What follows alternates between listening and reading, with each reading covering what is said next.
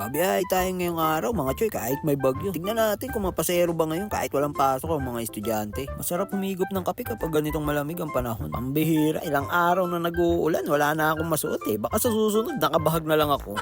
Ganito madalas yung rotation na ginagawa ko sa umaga bago bumiyahe mga choy. Lalagyan ng tubig yung radiator, check upin kung may laman pa yung lagayan ng langis o fluid ng preno. At isa sa pinaka-importante yung langis ng makina, susukatin natin kung meron pa ba mga choy. Baka mamaya wala na eh. Wala na pala kayong pag-asang magkabalikan pa. Awet.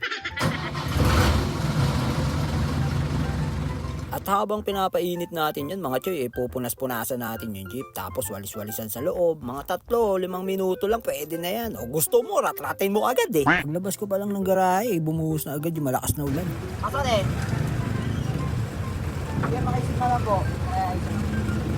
Buti na lang kahit malakas ang ulan mapasahero pa rin. Mukhang natsyempohan ko lang na maraming hindi bumiyahe ngayon. Mas ginusto sa bahay na lang nanonood ng TV habang nagkakape tapos kakain ng sinangag na may tuyo, itlog at mainit ng sabaw. Uy, sarap! Naka 3,500 agad nga tayo dyan mga choy. De joke lang, 350 lang unang baba. May mga ilang coins din nakasama yan. Kapag ganito medyo sisipagin ka talaga maghanap buhay kahit maulan. Samantalayin yung pagkakataon habang yung iba nasa bahay lang. Grabe yung mga manggagawa ng SM, tuloy pa rin sila kahit may bagyo. Sa araw sa inyo mga choy, saludo at ingat kayo palagi. Ganun talaga ang buhay, kailangan magsumika para sa ating mga dugtungan nyo na lang mga choy. Iilan nga lang yung nasakay ko mga choy pagbalik. Pinadama lang pala sa umpisa. Kumbaga, pinaasa lang. Aray ko.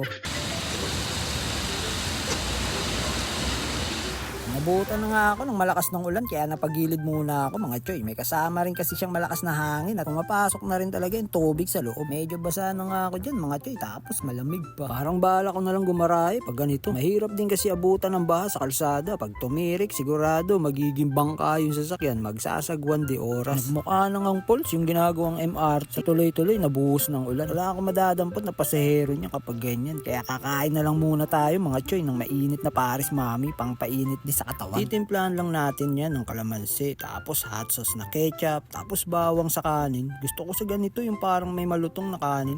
May malutong sa kanin para magsama-sama na yung lasa sa baka. Madalas akong kumain nito mga choy, bukod sa mura lang sulit sa sabaw. Pero masama rin kung araw-araw. Baka kasi pag tawag ko ng pasahero magboses baka na ako. Nag-chat yung dispatcher namin na konti lang yung bumiyahe sa mga kasamahan ko dahil wala na silang masuot at basa na pati mga brief nila kaya ilan na lang kaming pipila sa terminal. Madalang yung mga lumalabas sa mall dahil nga sa maulan. Mas gusto ng mga tao kapag ganitong walang pasok nasa bahay lang. Pero may ilan pa rin kahit papano dahil sinusulit yung mga ganitong pagkakataon na makapamasyal pa rin kapag mga day off nila. Maghapon pa rin na tuloy-tuloy yung buhos ng ulan. Ang akala ko nga aabutin ko yung baha dito na madalas nagte-trending sa lugar namin sa tulay ng Barugo kapag may bagyo. Kapag umapaw yung sapaw, maabot talaga hanggang bewang yung baha. Marami na nagtangkang tumawid pero halos lahat sila tumirik sa gitna. Kaya mag-iingat kayo mga choy sa baha, lalo na sa mga tulay. Mainam na hintay na lang humupa yung baha kaysa suungin. Kamakailan lang may nahulog sa tulay na kotse dahil inagos ng baha at tinangay hanggang sa kabilang tulay. Halos lasog na yung kotse nung naiahon. At yung mga sakay alam nyo na mga choy kung anong nangyari sa kanila. Kaya mag-iingat tayo palagi. Hanggang gabi nga mga choy bumiyahe tayo dahil may mga paserong nag-aantay sa terminal. At halos karamihan talaga ng mga kasama nating driver na nagsipaggarahe na dahil sa sama nga ng panahon. Hanggang gabi nga talagang walang tigil rin kasi ang ulan. Buti na lang at nasa terminal ako nung bumuhos ng gusto yung malakas na ulan. Hinintay ko na lang na medyo humupa bago kami umalis. Cash out! 44, senior estudyante. Diyan lang muna ma'am, wala naman. Hanggang dito na lang mga choy at mag-iingat kayo palagi sa inyong mga pupuntahan.